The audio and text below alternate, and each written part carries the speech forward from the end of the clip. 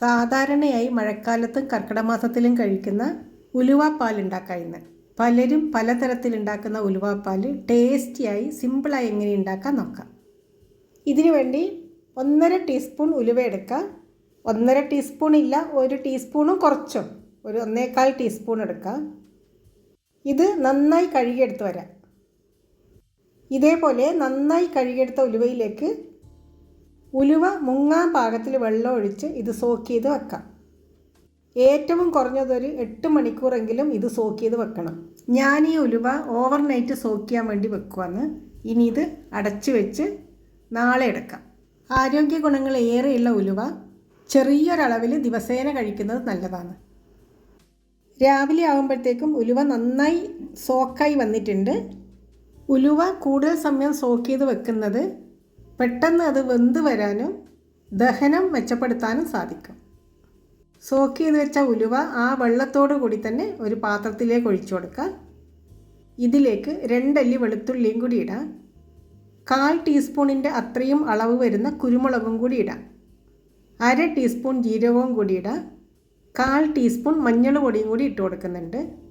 ഇത് വേവിക്കാൻ വേണ്ടി ഇതിലേക്ക് 1/4 ഗ്ലാസ് നേരിയ തേങ്ങാപ്പാലും കൂടി ഒഴിച്ച് മിക്സ് ചെയ്ത് ഇത് വേവിച്ചെടുക്കാം.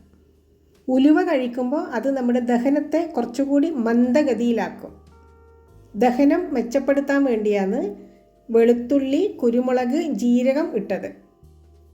ഇനി ഇത് അടച്ചു വെച്ച് വേവിച്ചെടുക്കാം. കൂടുതൽ ക്വാണ്ടിറ്റി ഉണ്ടെങ്കിൽ ഇത് കുക്കറിൽ വേവിച്ചെടുക്കുന്നത് നല്ലതായിരിക്കും. ഇതിപ്പം നന്നായി വെന്ത് വന്നിട്ടുണ്ട്. ഇത് എല്ലാം കൂടി വെന്ത് വന്നപ്പോൾ നല്ലൊരു ആയുർവേദിക് മരുന്നിൻ്റെ മണം. ഇനി ഫ്ലെയിം ഓഫ് ചെയ്ത് ഇത് തണുക്കാൻ വേണ്ടി മാറ്റി വെക്കാം. നന്നായി തണുത്തതിന് ശേഷം മിക്സീൻ്റെ ജാറിലേക്ക് മാറ്റി സ്മൂത്തായി അരച്ചെടുക്കാം. ഇനി മധുരത്തിന് വേണ്ടിയുള്ള ശർക്കര ഉരുക്കിയെടുക്കാം. 1/2 കപ്പ് ശർക്കരപ്പൊടിയിലേക്ക് 1/4 കപ്പ് വെള്ളവും കൂടി ഒഴിച്ചാണ് ഞാൻ ഉരുക്കിയെടുക്കുന്നത്. ഇത് ഉണ്ടാക്കാൻ വേണ്ടി കരിപ്പട്ടി ആയിരിക്കും നല്ലത്. എൻ്റെ കയ്യിൽ കരിപ്പട്ടി ഇല്ലാത്തത് കൊണ്ടാണ് ശർക്കര എടുത്തത്. ശർക്കര പൊടിയായതുകൊണ്ട് തന്നെ പെട്ടെന്ന് ഇത് ഉരുകി വന്നോളൂ. ഇത് കണ്ടോ, ശർക്കര ഇപ്പം നന്നായി ഉരുകി വന്നിട്ടുണ്ട്. ഇനി ഫ്ലെയിം ഓഫ് ചെയ്ത് ഇത് മാറ്റി വെക്കാം.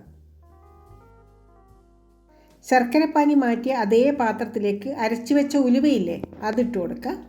ഉലുവ അരക്കുമ്പം ഉലുവ വേവിച്ച ആ വെള്ളവും കൂടി ഒഴിച്ച് അരക്കണം. അതിനുശേഷം കുറച്ചും കൂടി തേങ്ങാപ്പാലും കൂടി ഒഴിച്ച് അരച്ച് കഴിഞ്ഞാൽ ഇതുപോലെ നല്ല സോഫ്റ്റായിട്ടുണ്ടാവും.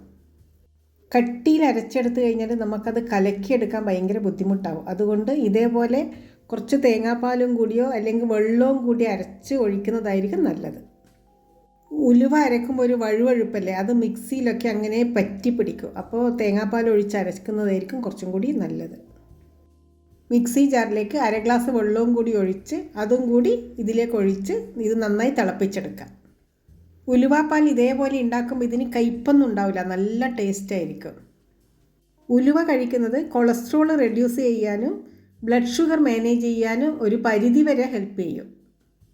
ഉലുവ ദഹനശക്തി മന്ദഗതിയിലാക്കുന്നത് കൊണ്ട് തന്നെ ഉലുവ കഴിക്കുമ്പോൾ വയറ് അപ്സെറ്റാകാനുള്ള സാധ്യതയുണ്ട്.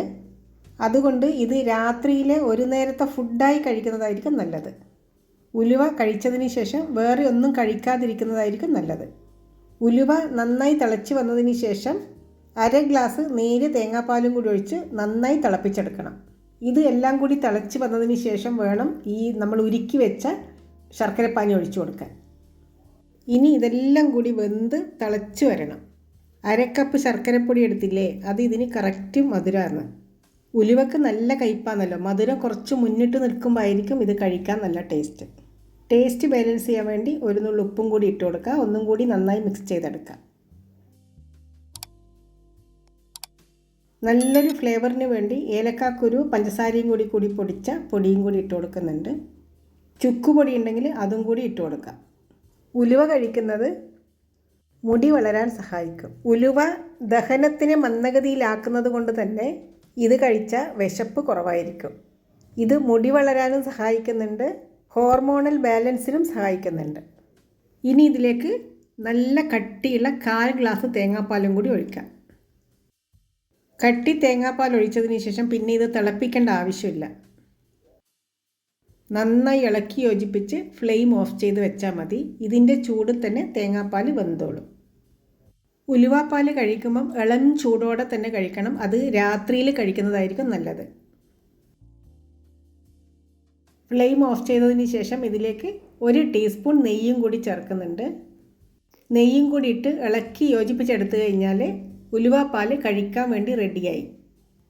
സാധാരണ എല്ലാവരും കർക്കിടക മാസത്തിൽ ഉലുവാപ്പാൽ ഉണ്ടാക്കി കഴിക്കുന്നതായിരിക്കും അല്ലേ? എന്നാൽ നിങ്ങൾ ഇതുപോലെ തന്നെയാണോ കഴിക്കാറ്, ഇതേപോലെ തന്നെയാണോ ഉണ്ടാക്കാറ് എന്ന് പറയണേ. ഇത് കഴിക്കാൻ നല്ല ടേസ്റ്റ് ആയിരിക്കും. അത് വിചാരിച്ച് ഒറ്റയടിക്ക് ഇത് 2 ഗ്ലാസ് ഒന്നിച്ച് കുടിക്കാനൊന്നും പാടില്ല. കൂടി വന്ന 1 ഗ്ലാസ് അല്ലെങ്കിൽ അര ഗ്ലാസോ 1/4 ഗ്ലാസോ മാത്രമേ കഴിക്കാൻ പാടുള്ളൂ. ഇതാണ് ഇതിൻ്റെ കറക്റ്റ് കൺസിസ്റ്റൻസി. ഇത് തിക്കായാലും നമുക്ക് കഴിക്കാൻ പറ്റില്ല. ഇത് കണ്ടോ, കാണാനും നല്ല ഭംഗിയാണ്, അതേപോലെ കഴിക്കാനും നല്ല ടേസ്റ്റാണ്. ഇത് കഴിക്കുമ്പം ഇളം ചൂടോടെ തന്നെ കഴിക്കണം. അപ്പോൾ ഇത്രയേ ഉള്ളൂ. ആരോഗ്യ ഗുണങ്ങൾ ഏറെയുള്ള ടേസ്റ്റിയായ എന്നാൽ സിമ്പിളായി ഉണ്ടാക്കാൻ പറ്റുന്ന ഉലുവാപ്പാൽ റെഡിയായി.